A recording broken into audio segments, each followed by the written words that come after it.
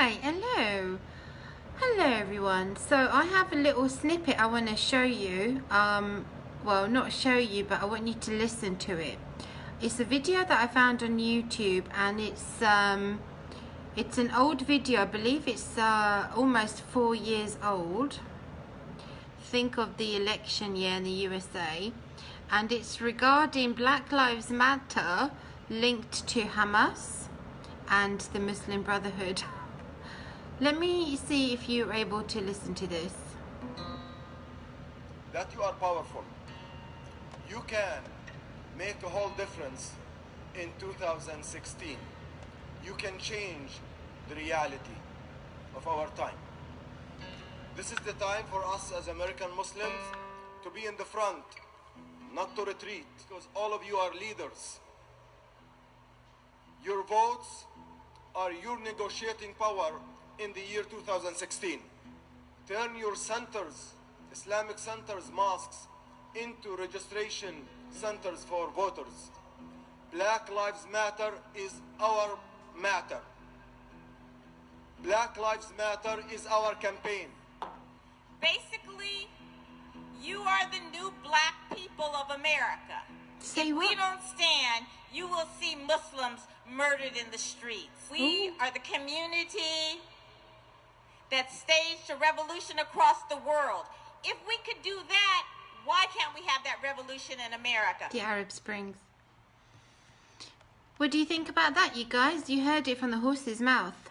You see, so this is one of the reasons why the Muslim Brotherhood in America and CAIR, which is very much linked to Hamas, this is one of the reasons why they are going to hijack this Black Lives Matter movement that's taking place together with Antifa.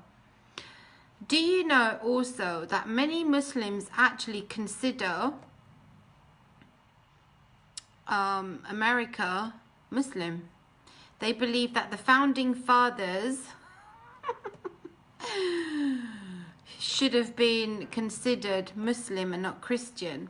I'm going to read this article to you, and I'll send you the link under the description box. Enslaved African Omar ibn Said's autobiography, handwritten in Arabic, is now part of the Library of Congress collection. This article was written in 2016. Ibn Said was among the approximately 1/3 of American slaves who were Muslim.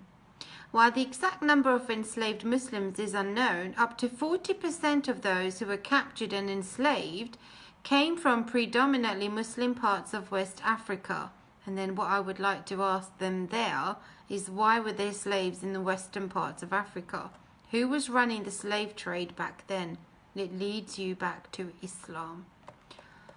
I quote, "It challenges this notion of this being a Christian nation," says Zahir Ali, an oral historian at the Brooklyn Historical Society and project director of the Muslims in Brooklyn project. Quote, "It opens us up to understanding that there were non-Christians present at the founding of this nation, and not only at the founding of this nation, but that helped build this nation. It challenges the idea that this was a, quote, Christian nation from the beginning." I haven't heard necessarily anyone actually refer to America being founded by Muslims because of the slaves. 40%, it says here, were captured and enslaved, came from predominantly Muslim parts of West Africa. I haven't heard them use this as a part of their campaign, but I guarantee it's going to come up. And this is quite precarious, the situation, you guys.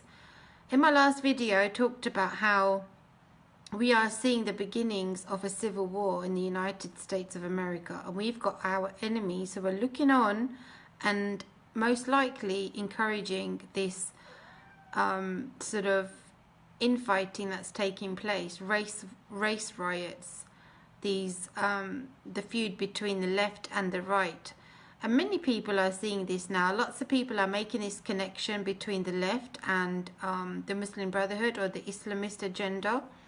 I found another article, and It's written by William Kilpatrick, and it's actually the online crisis magazine. It's a Catholic magazine. However, it's a really good piece, and I'll put the link under the description, but I'll read you an excerpt. The year 2020 may well be one of those times in which decades worth of change are compressed into a short time frame. The COVID-19 pandemic brought with it a great deal of unexpected and unwelcome change. Many of those changes may turn out to be permanent. What's more, the economic effects of the epidemic, which have not yet fully unfolded, may be the chief factor in deciding the crucial 2020 election. It's all about the build-up towards this election. Are you aware also that the Trump campaign, the election campaign, has been banned on social media? You won't find it promoted on social media at all. I can't find a video that's actually on YouTube because I believe YouTube have banned it. Twitter have banned it. Facebook are not showing the Trump campaign for the election, which is this year, November 2020. That's just remarkable, isn't it? Let me continue. That election is now shaping up as a contest between two parties with radically different views of life, perhaps not as radically opposed as monarchist Christians and communist revolutionaries, but somewhere in the same vicinity. And then he eventually makes this connection. Let me scroll down to where he says that. The leftists in our midst are a dangerous lot. Witness the role that various leftist groups such as Antifa are playing in organizing and encouraging violent riots in dozens of American cities. But even if the worst fears about leftists in power don't materialize, another danger is close at hand. Even if America's progressive socialists turn out to be as mild as the Swedish variety, they will, as the ever-naive Swedes have already done, pave the way for an even more dangerous and oppressive ideology, namely Islam. And I agree with that. I've made that analysis before, that all this is going to do, the throwing down of statues and memorials in America across the board, is going to pave way for the mark of the beast. Remember, this mark, this image, the image of the beast is coming.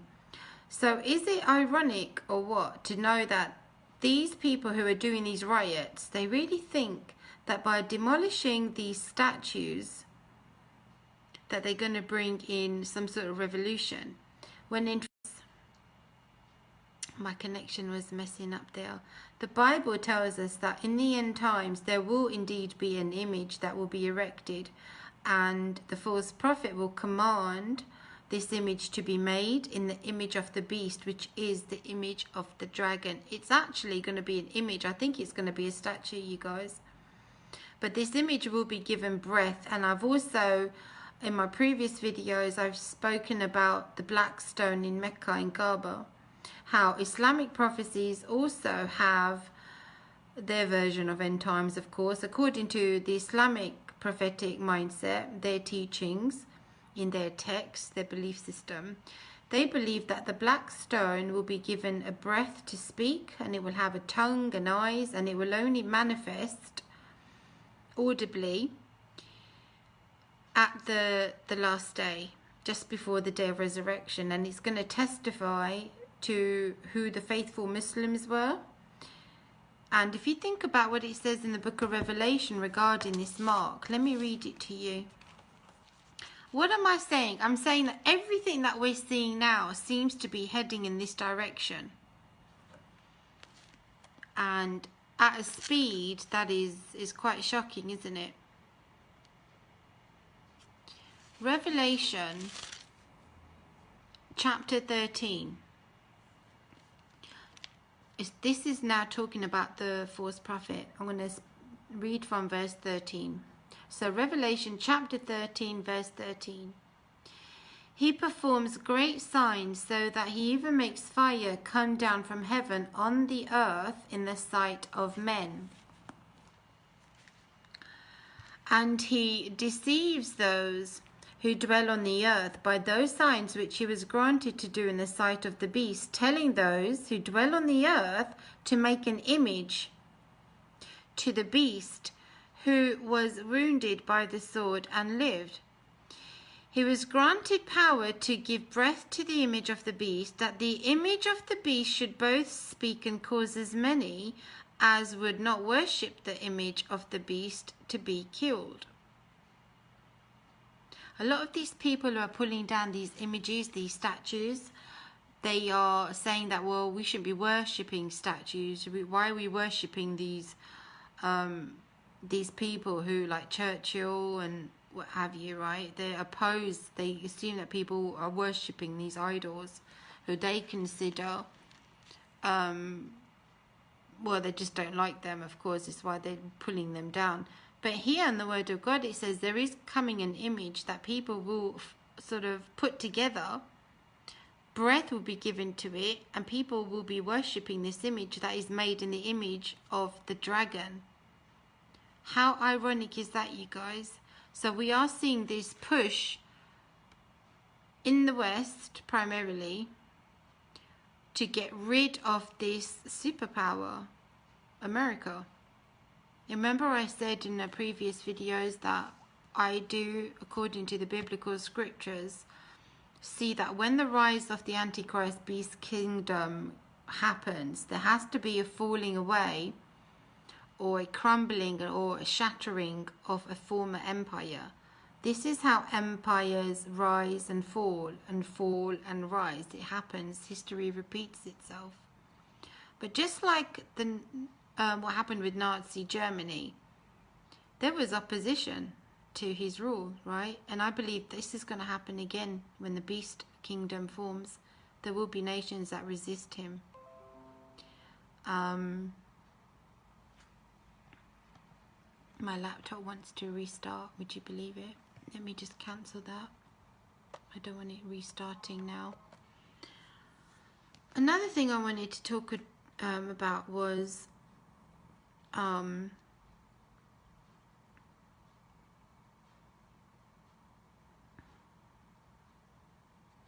this vacuum that I see being created. If they want to defund the police in America, do away with law and order,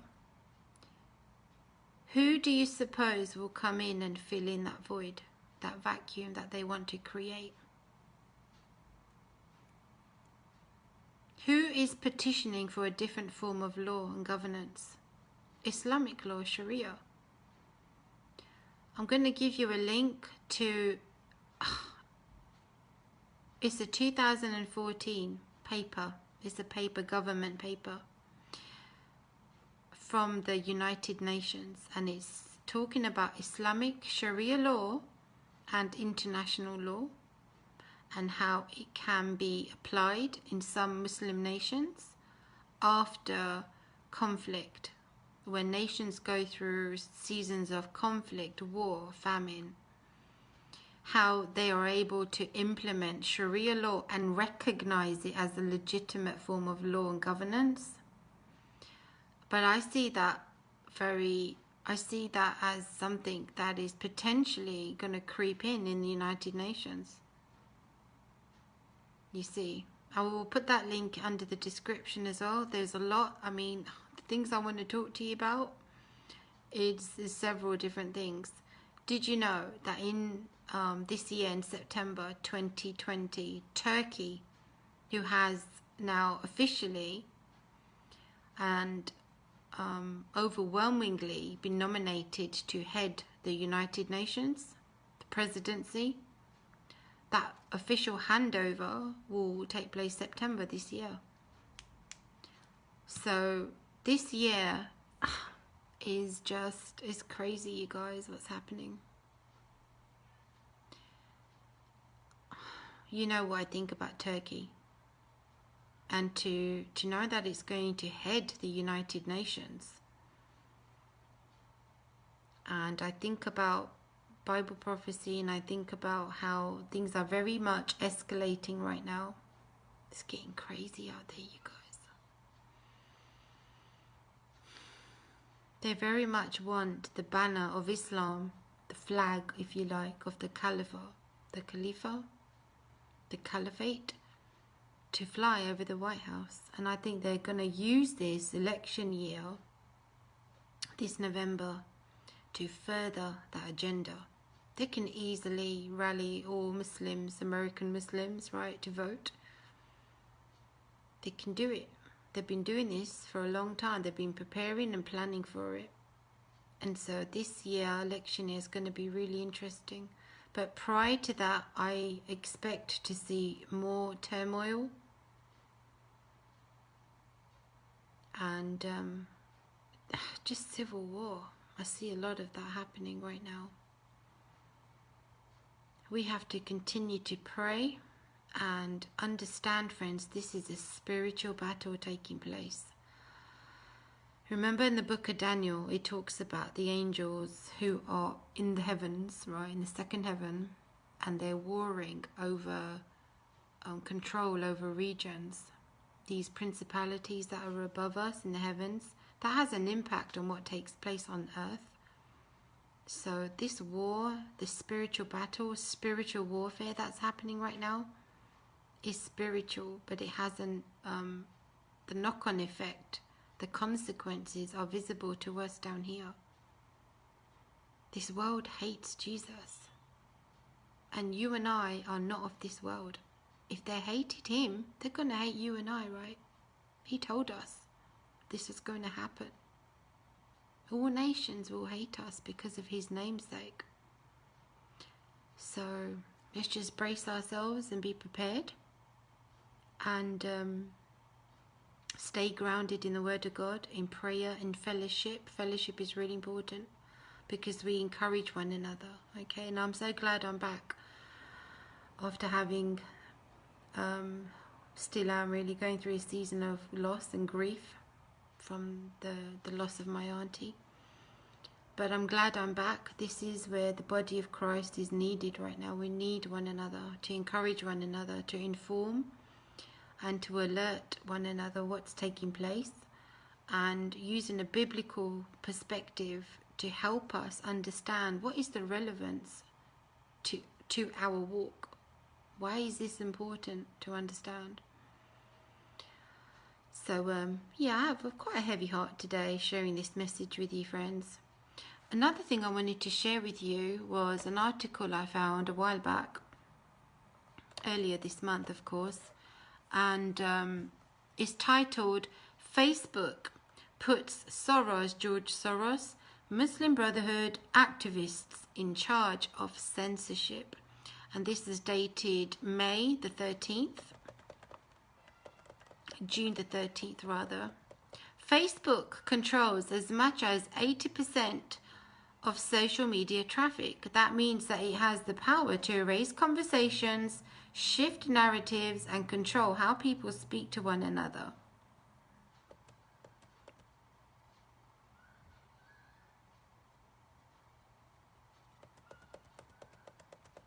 Three members of the 20-member board are Muslim or come from Muslim countries. Only one board member is Hindu. Considering that there are approximately 1.1 billion Hindus and 1.8 billion Muslims, the Facebook Oversight Board favors Muslim countries at the expense of Hindus. Considering the pressure by Islamists and their allies to censor India's Hindu political movements and civil rights organizations combating Islamic violence, this is troubling. The Oversight Board also has only one Asian member for around 1.8 billion people. Of the three Muslim nationals, Kyle Scheidler of the Center for Security Policy has noted that Tawakkol Khan was the top leader in a Muslim Brotherhood-linked group with ties to Al-Qaeda. Facebook has added an Islamist who believes that a theocracy will rule the region and put her in charge of determining content moderation policies for the entire planet. A member aligned with a violently bigoted organization will help Facebook police hate speech. What will happen to ex-Muslims and secular activists in Muslim countries under this setup? Just think about that. It's absolute fascinating article.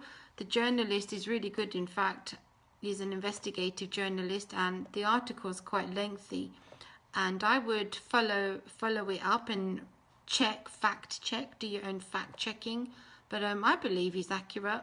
It was also shared with the Front Page magazine. Let me just read the last paragraph.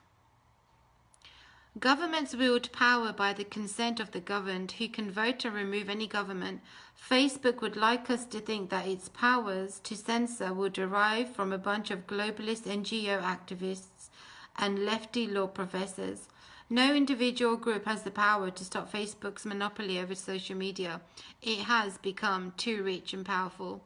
Only our government can fulfill its role by restoring our freedom to speak and be heard. Otherwise, all political speech that is not of the left will be erased from the public square.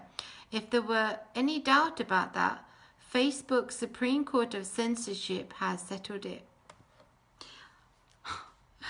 This journalist is an investigative journalist and writer focusing on the radical left and Islamic terrorism, Daniel Greenfield. In my next video message, I would like to talk to you about the little horn of the book of Daniel, and how his rise to power is very detailed in the way it's described in the book of Daniel, because people are thinking this Antichrist who's coming is going to be very famous, very popular, and the whole world is going to want to follow him and give him allegiance immediately. But according to the Bible, he doesn't come in like that. He comes on the scene very, very unsuspectingly. And I think it's important that we talk about that because it's biblical. Anyway, this was totally unformatted, this video, because I was sitting there doing research and I thought now I'll just record as I was researching.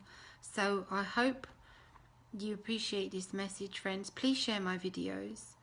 Hopefully I'll get some more support and get my videos out there. Could really do with it. I'd really appreciate it. Keep me in prayer. And keep your eyes peeled, stay watchful and prayerful, of course, and I'll be with you again soon, okay? Love you. Bye-bye.